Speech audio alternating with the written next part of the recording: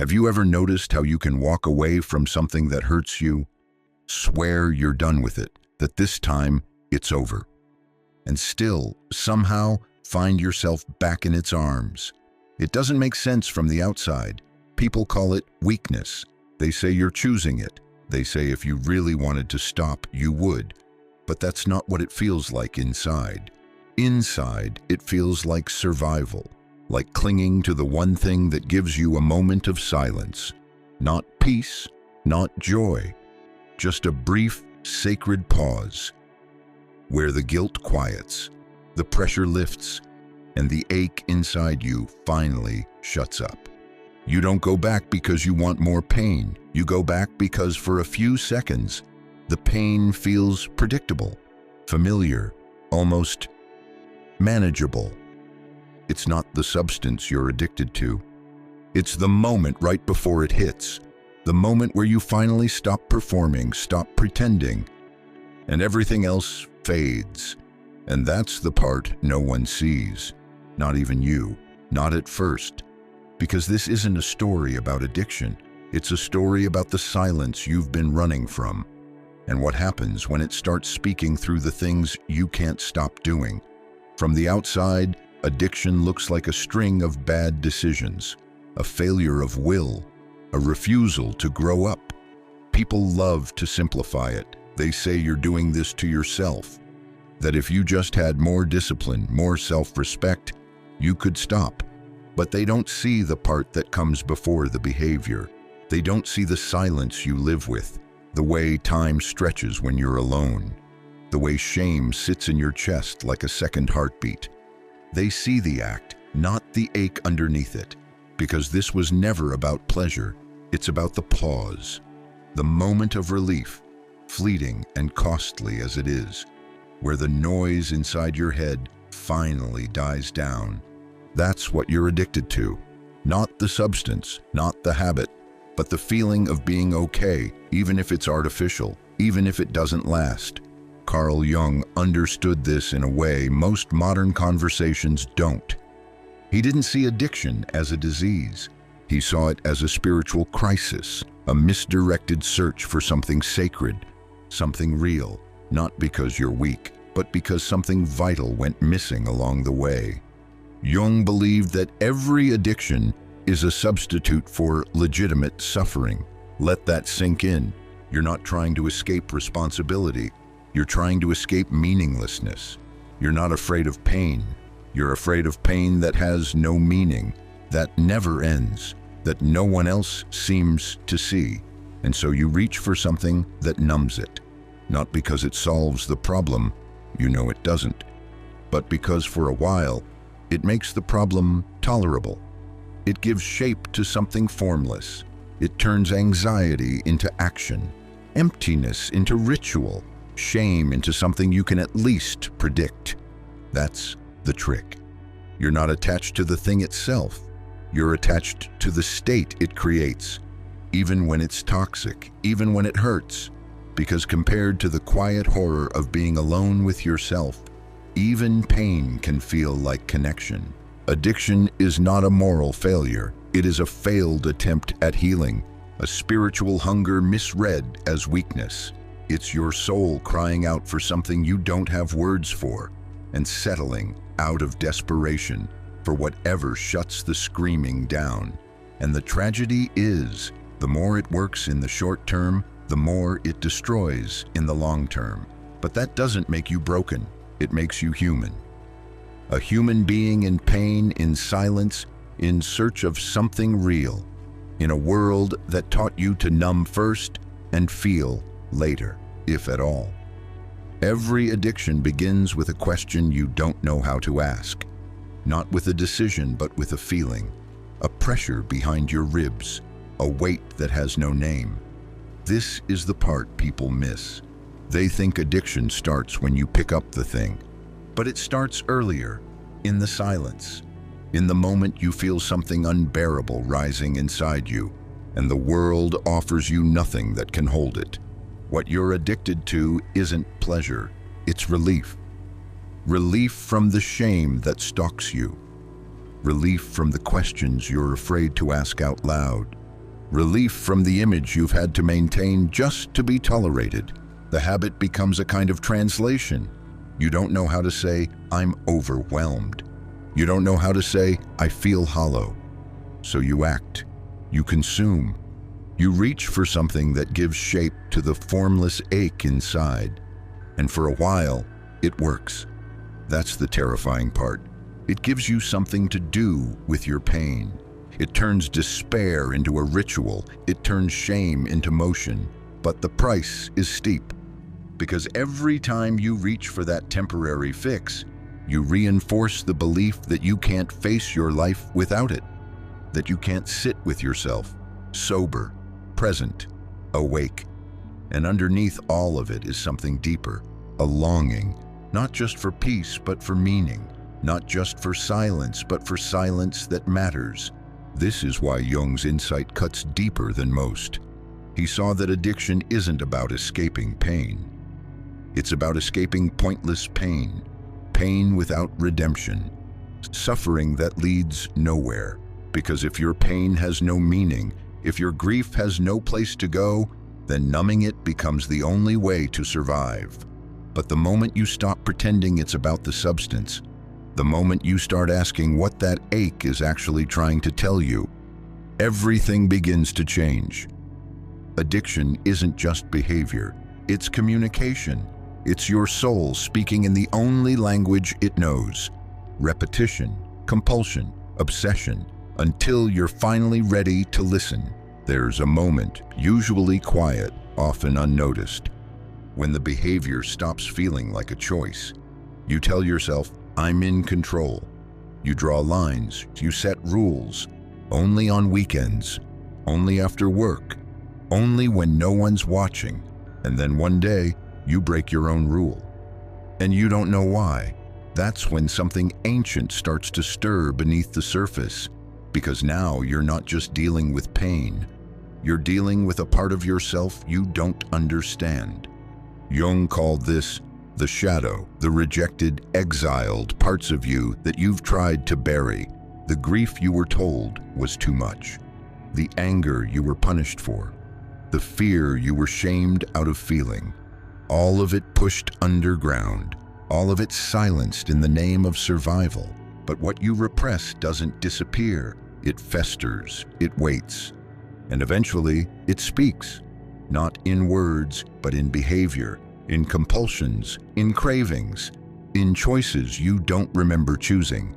That's why addiction so often feels like being possessed, like some other part of you has taken the wheel, because in a way, it has. Not a demon, not a disease, but a self you never integrated, a part of you still stuck in the moment it was abandoned. This is the descent, not into chaos, but into truth, into the realization that the enemy isn't out there. It's not the substance, it's not the dealer, it's the split within your own psyche, the distance between who you pretend to be and what you actually feel. And here's the paradox. The shadow isn't trying to destroy you. It's trying to be seen. It's the part of you that still feels, even when the rest of you has gone numb. It doesn't want to sabotage your life. It wants to be let back in. But until you face it, not as a monster to defeat, but as a truth to understand, you will keep circling the same pain, calling it addiction when really it's a call to wholeness. There comes a moment, and you often don't realize it until later, when the thing that used to save you stops working. Maybe it's gradual, maybe it's sudden, but there's a shift. The habit that once felt like control now feels like compulsion. The relief you used to chase now comes with dread attached. You still reach for it, but it doesn't land the same way. And that quiet voice inside, the one you've spent years ignoring, starts to get louder. You can't fake it like you used to. The lies you've been living begin to crack. The excuses run out. And the face you wear in public starts to feel like a mask you can't take off. This is the collapse, not the dramatic movie scene breakdown, but something slower, something internal. The moment your coping mechanism stops coping, and this is where most people panic. Because if the thing you've relied on no longer works, what's left? What's left is you. Without distraction, without sedation, just you. And the truth you've been trying to avoid. That maybe you're exhausted, not just from the habit, but from the performance of being okay. From carrying the weight of a life that no longer fits. From playing the strong one, the funny one, the one who always bounces back. Jung understood this collapse not as failure, but as the beginning of something sacred. Because when the old strategies fall apart, when the ego shatters, when there's nothing left to hide behind, that's when the real work begins. The tragedy is, our culture treats this as the end. You've lost control. You've hit bottom. You've failed. But what if rock bottom isn't the end? What if it's the invitation? To stop lying, to stop running, to stop building a life around the version of you that was never whole to begin with. This is the initiation no one wants, but it's the one that breaks the cycle. Because when the lie stops working, truth has a chance to speak, and that truth, painful as it is, might be the first honest thing you've felt in a long time. There's a silence that follows collapse, not peace, not yet, but the absence of illusion. It's the moment you realize you can't go back, not to who you were, not to what used to work, because what used to work was built on denial, of pain, of need, of truth. This is where the old self dies, not the self you show the world, but the one you built to survive a world that never made space for your real one. Jung called this process symbolic death, the death of the ego, the death of the roles you were rewarded for playing, the competent one, the one who never needs help, the one who keeps it together even when everything inside is falling apart. But real transformation doesn't come from holding it together. It comes from falling apart intentionally, from surrendering the identities that once protected you and allowing something deeper to emerge in their place. This isn't self-improvement. This is self-retrieval. It's remembering the parts of you left behind when life demanded you be smaller, quieter, more acceptable. It's remembering the child who felt too much, the teenager who numbed too early, the adult who learned to perform instead of feel. You don't heal by returning to who you were before the addiction. That version of you was incomplete. You heal by becoming someone new, someone you've never met, but who's been waiting underneath the whole time. And that process hurts, because it asks everything of you, not just abstinence, not just effort, but honesty. Brutal, surgical honesty about who you are, what you want, and what you've been running from. The emergence isn't instant. It's not a breakthrough moment with fireworks and clarity. It's slow, humbling, often invisible to others, but it's real. And it begins the moment you stop trying to rebuild the mask and instead start listening to the voice beneath it, the one that says, "This pain has a purpose. If you're willing to face it, I'll show you who you really are." By the time most people seek healing, they've already declared war on themselves. They've tried to amputate the parts they blame for their pain. The craving, the anger, the shame, the impulsive one, the weak one, the one who always ruins everything. And the dominant story becomes, if I can just cut that part out of me, the broken part, I'll finally be okay. But Jung offered something radically different. He didn't say, kill the shadow. He said, integrate it. Because the parts you've been trying to destroy, they were never the enemy. They were the messengers, the early warning signs, the fragments of self that went unheard for too long and started screaming just to be acknowledged. Addiction is not an act of defiance. It's an act of desperation, and often it's the most honest part of you finally demanding to be felt. What if the craving wasn't a sign of weakness, but a signal pointing to the exact place you disconnected from yourself? What if your anger is sacred? What if your shame carries truth? What if your compulsions aren't senseless, but symbolic, rituals performed in the absence of real meaning? This is integration, not perfection, not abstinence as identity, but the slow, often brutal process of becoming undivided.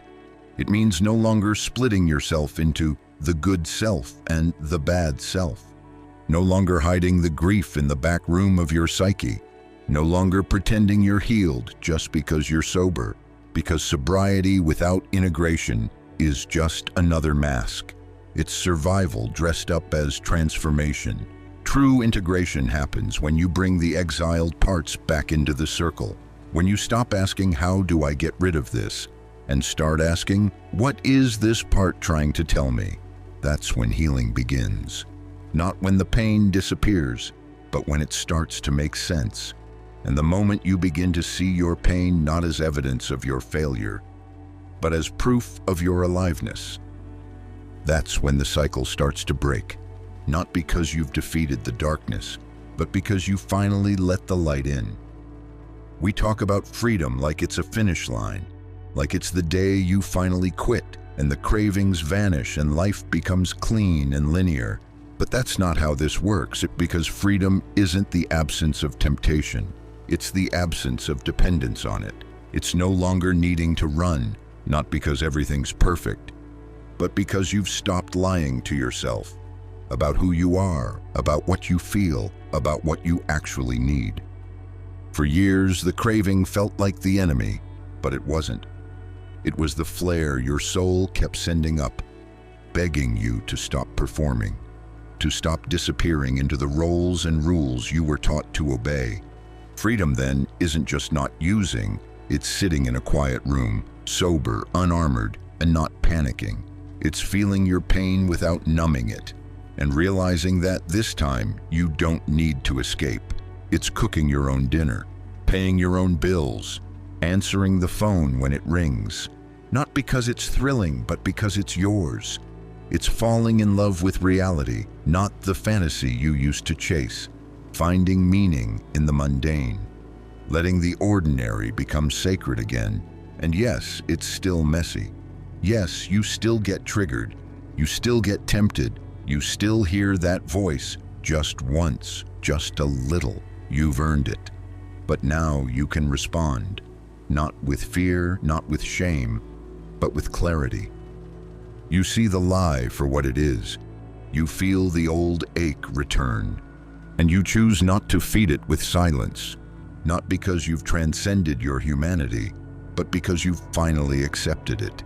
And in that acceptance, that raw, imperfect presence, you find a different kind of freedom, not the high, not the escape, but the quiet power of living without needing to disappear. This journey isn't about becoming someone new. It's about returning to the person you were before the world taught you to be afraid of yourself. Not the child version of you, not naive, not untouched, but the version who remembers how to feel without shutting down, how to ache without collapsing, how to speak without needing to be perfect. This is what Jung meant when he said the goal is not to become good, but to become whole. Because the parts you buried, the rage, the shame, the longing, they never left. They waited, not to punish you, but to rejoin you. Integration doesn't mean you never struggle again. It means your struggle becomes honest, visible, shared. It means you stop pretending the addiction was just a phase, and you start recognizing it as a map, a dark, twisted map drawn in desperation, but pointing always towards something sacred. You weren't just chasing relief. You were chasing a moment of truth, a flash of presence, something real enough to remind you you're still alive. And now that you've touched it, now that you've felt what life can be when you stop abandoning yourself, there's no going back. Not because you're cured, but because you've changed. Because the next time that craving whispers, you won't hear it as a command. You'll hear it as a signal, a call to reconnect, to check in, to feel what needs to be felt. without letting it control you. That's the sacred return, the shift from performing to being, from surviving to living, from fragmentation to alignment. And when you begin to live that way, not perfectly, but consciously, you stop needing escape, because now, finally, you have a life worth staying awake for.